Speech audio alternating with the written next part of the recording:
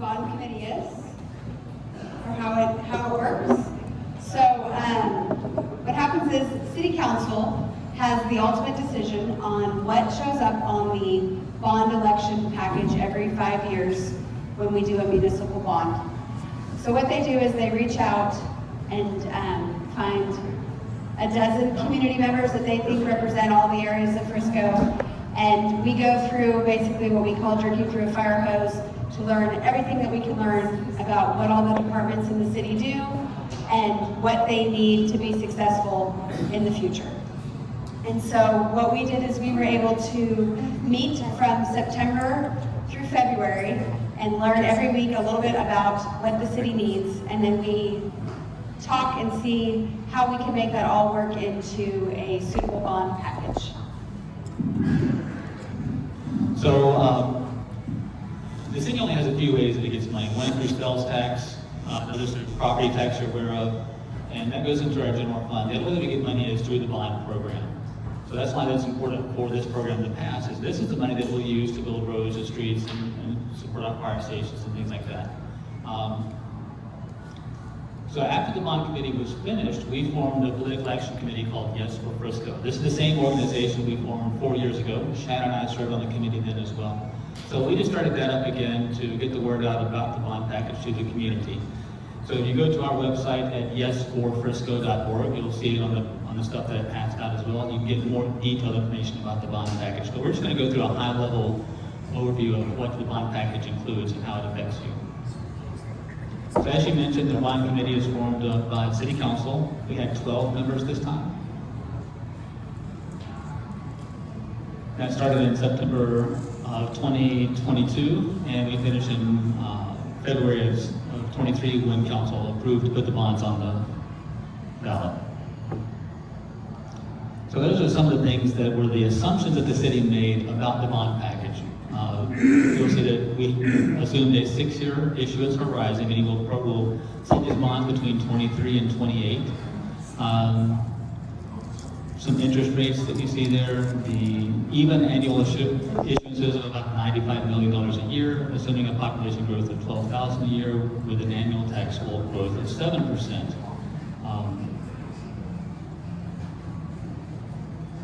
So why issue bonds, and why don't you tell them why we issue bonds? So what's great about the bond package is, while you guys are the ones voting to approve whether or not you think these are important things for the city to take on, the taxes that are collected over the next 20 years will be the ones that pay for the projects. So ultimately, those who are paying for it are the ones that are going to be benefiting from it. So it's not something where the citizens today are paying for the benefit of people in the future. And so it's a great way for the city to get funded the assets they need to build at a faster rate and keep your tax rates down while getting those projects done.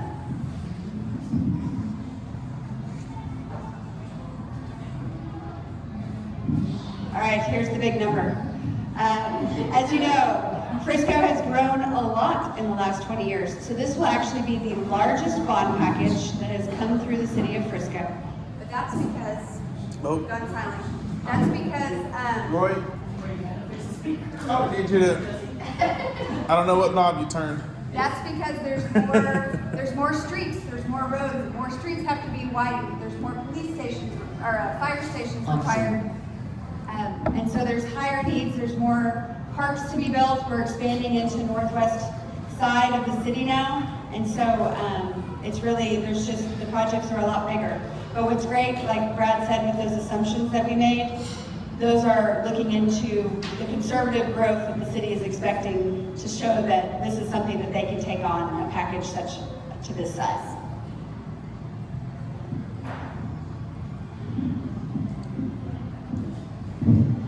And it's all pretty straightforward. We have some flyers from the city. Did you pass those out to you? They have a copy of that. Okay. They also have the push cards on the back, has all the propositions. And so, real quick, they're pretty straightforward projects. If you want to go through any of them in detail, but really it's just the police and fire, giving them the expansion and the supplies that they need to continue to access all the pieces of the city as quickly as possible. And so adding to their fleet, replacing some retired materials that they need. The next package is for, I'm not wearing my glasses, so I have to look up. B is for streets and roads, which is always the biggest expense that comes through a bond package because it's some crazy number, and I'm gonna be wrong. $2 million a mile to build a road. Per And I- lane. Per lane, per mile, just Why? to build a road. What is the? That's just the the cost, construction it's cost. twice, more than twice what it was. It was a when I million, heard it was about a last million time. 4 years ago, it's 2 million now. And so think of all the roads that are 2 lane that are going to 3, and that's on both sides, so doubling that. So it adds up really quickly. Yeah. But it also includes some improvements to downtown, which as Mayor Cheney was talking about, there's the push to kind of revitalize this area of town. And so the streets and roads need to accommodate that. And so trying to get those improvements in place through this bond as well. City facilities, Parks and Rec, if you have never gone by their facility, it's because it's a little bitty trailer that they've had for a very, very long time that you won't want to go and visit, and they've been very patient to wait and have the opportunity to grow. And so they're actually going to team up with the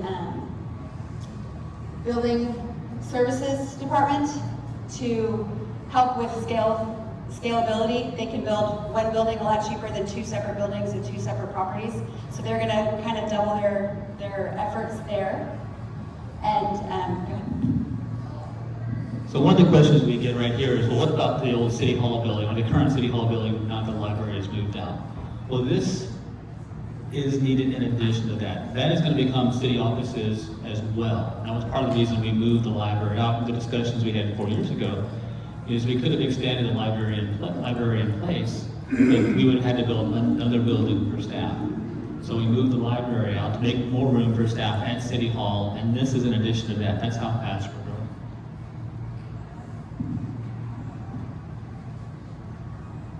Parks and trails, like the candidates were talking about, expanding the walkability of the city, adding to the new community parks that are coming into place with the new developments that are coming to our north. And then the downtown parking garage, which again is the next kind of phase. And the last bond, the 4th Street Pavilion Plaza, was approved, and they're going to start building on that here in the next year.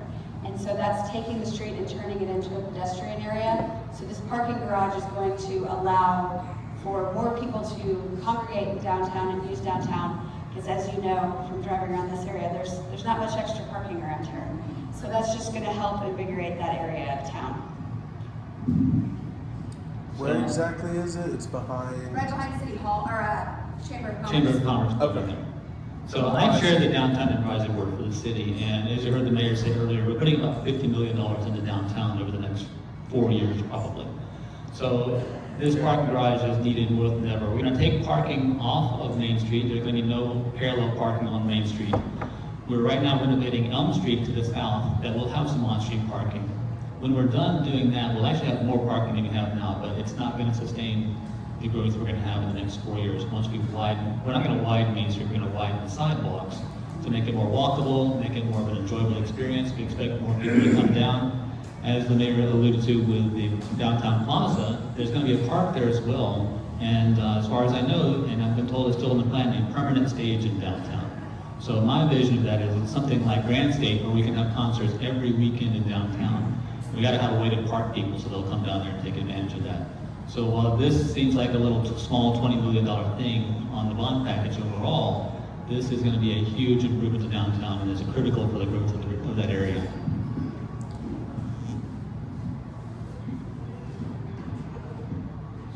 So that's, when you add it all up, that's where you end up. Big number. Yes, sir.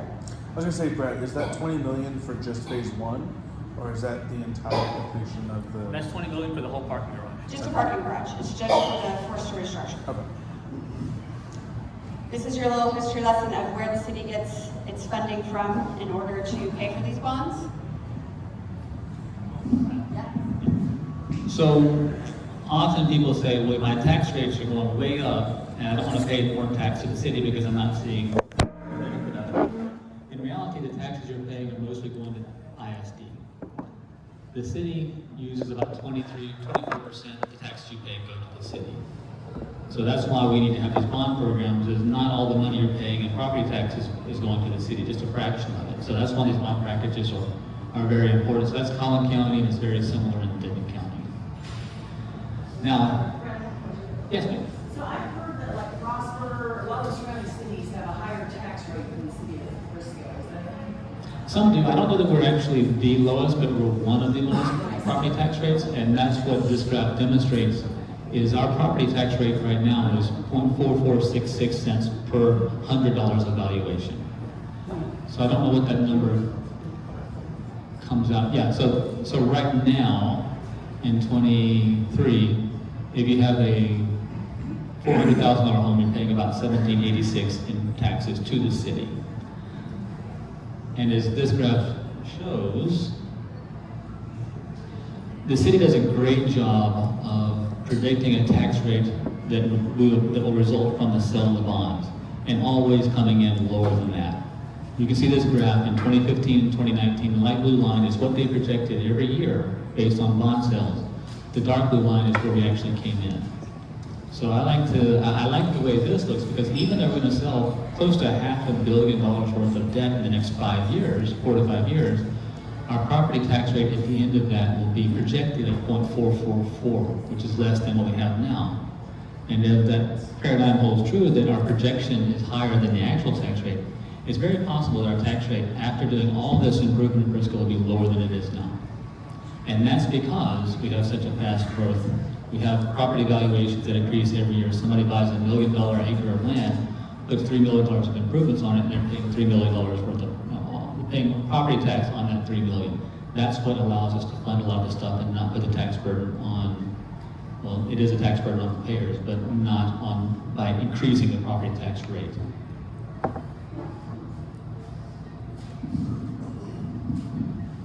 So you guys get out and vote starting next week. Any questions that you have that we can answer? It's your time. I was gonna say, can we go back to the beginning and just look at a couple of those pictures that we skipped over? You don't have to spend long, but can we just see some of those graphs? All of this stuff is on the website as well. Right, yeah. Here's your question. I'm just a visual learner. Yes. Excuse me, but I'm relatively new to the area and I'd like to get my website squared away without having to use my phone to do it work. So if I need to know more, I would go to yesforfrisco.org. Yes. Thank you. Welcome. Welcome to the area. I just want to thank you guys so much for your time. Brad's going to stay and answer a couple questions. I have to run to my son's high school banquet. And so thank you guys so much. Thank you. Thank you, Shanna.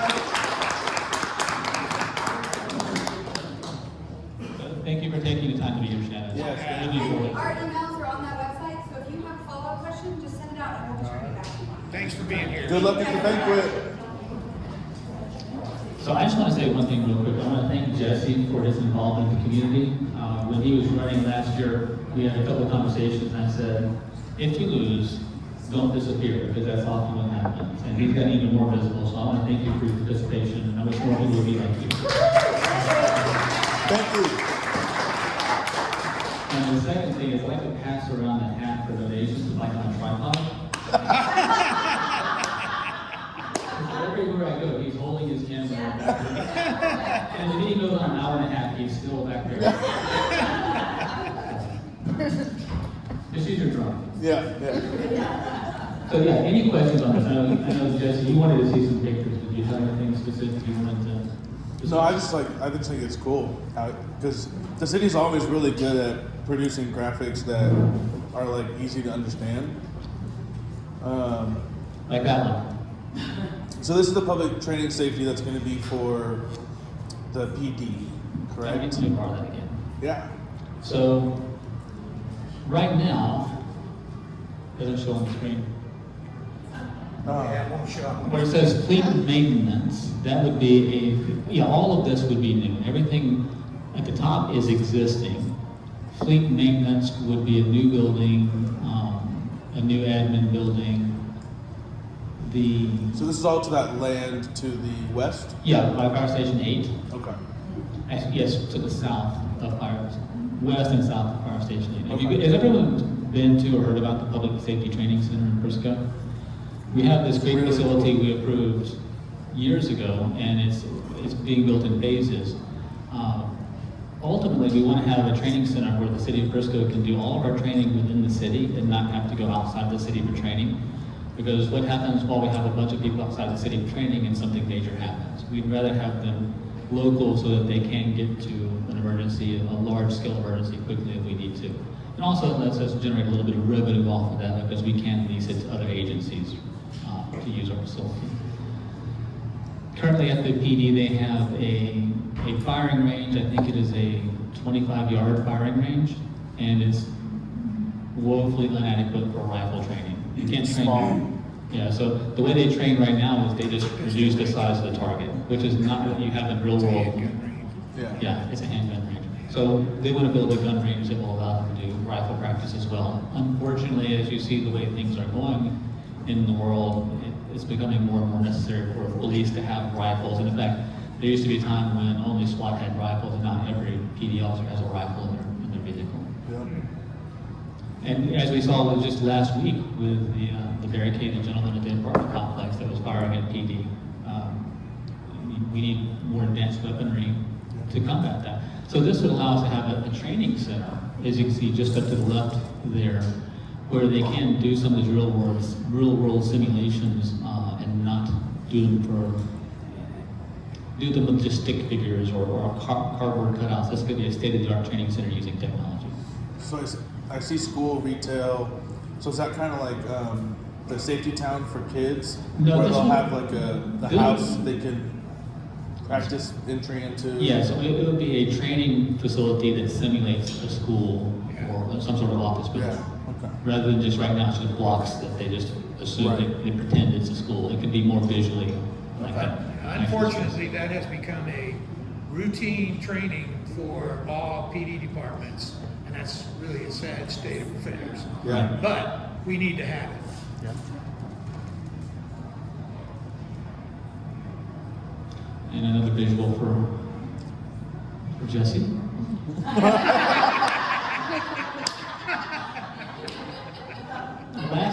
Last time we approved building an addition.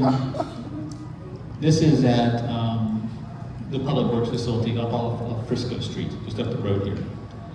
So last time we approved expanding that for more offices and such, but now we need more room for storage. Some of the buildings we toured during the process, we have city storage all over the place, and it's in the attic of some buildings, and it's just scattered around. So we would like to have a place that we can centralize some of our storage and not have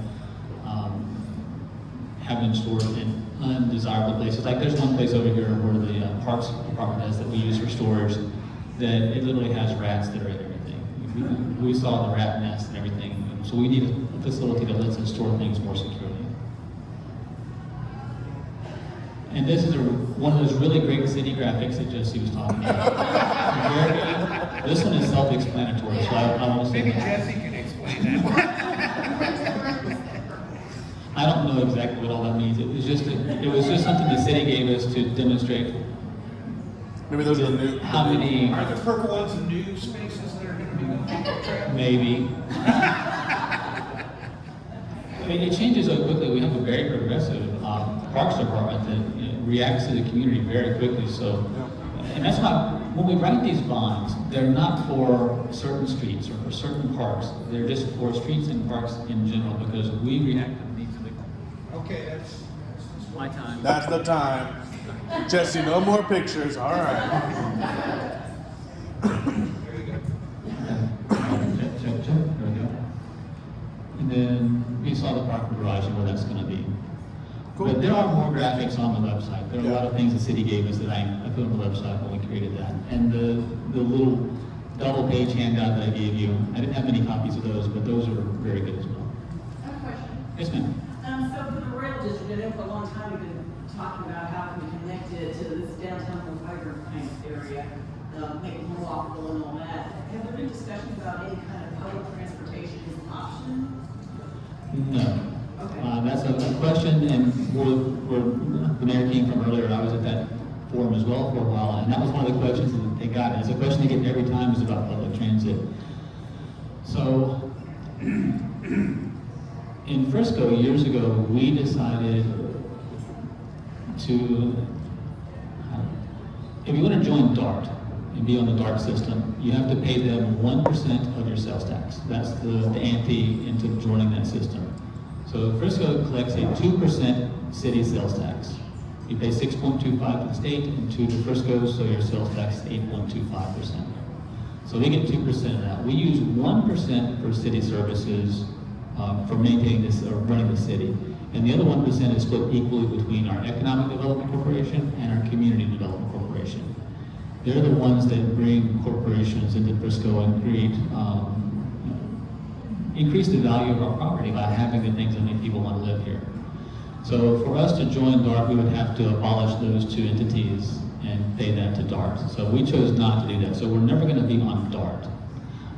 But local transportation options, if you live in Denton County, and I think it may even come into Collin County, there's a contract we have with Denton County Transit Authority, DCTA, to provide some local transportation to residents in Frisco, to doctor's appointments and things like that. They subsidize that a little bit.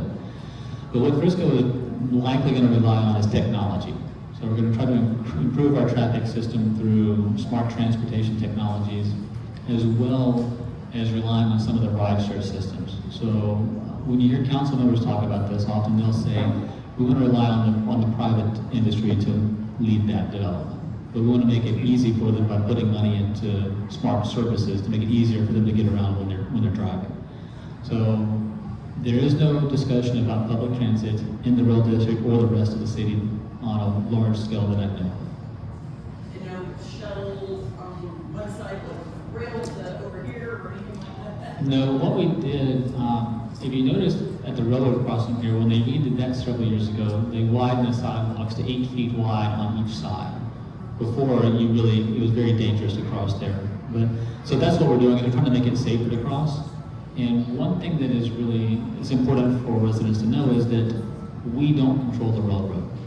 And they don't listen to us as a city any more than they would listen to you as an individual when you ask, can we do this? So as far as I understand, the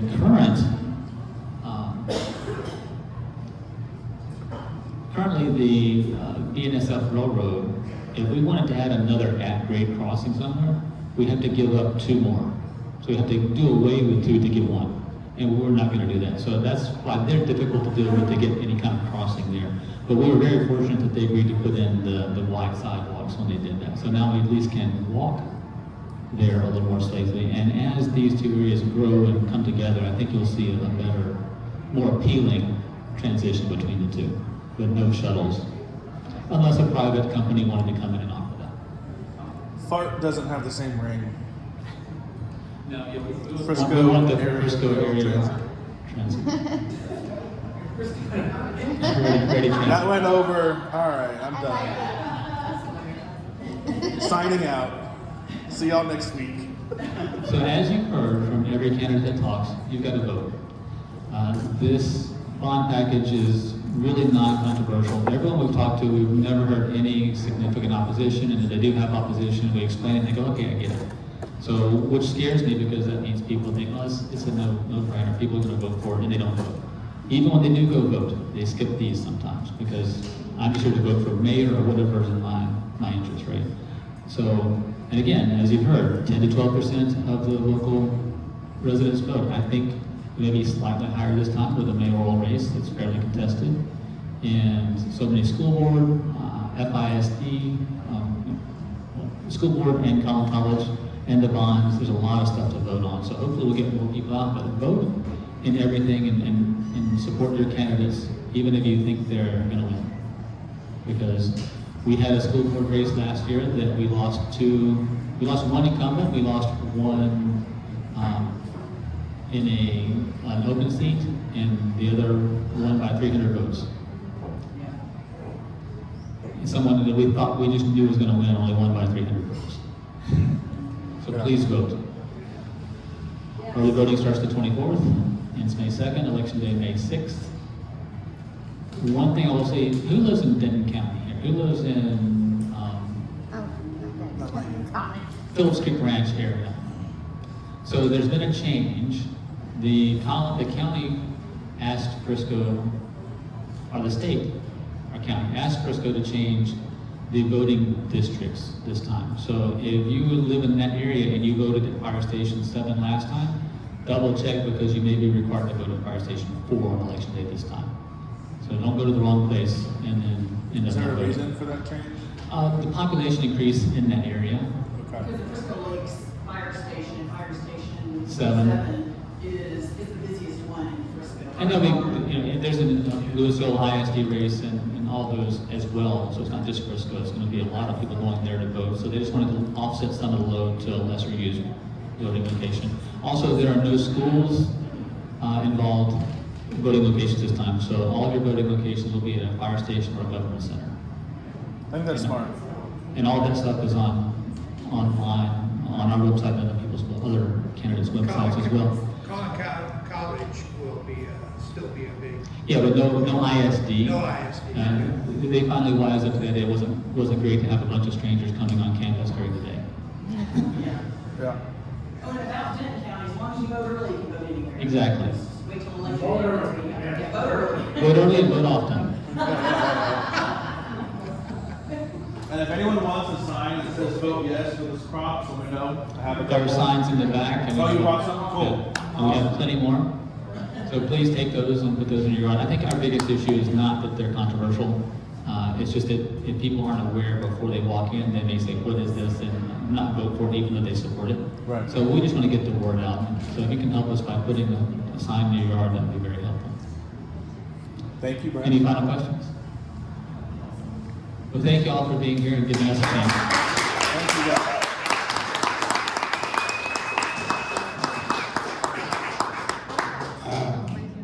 Having been at all levels of the public education system, bonds are hugely important. So please get out and vote yes on these bonds, because like he said, bonds are for improving everything, and it's just the same in the public schools. Your tax rate covers the general operations of the school from day to day. It does not cover improvements in buildings, and that's what bond issues are for. And so please get out and talk to your friends. Yes. And vote, okay? All right, we have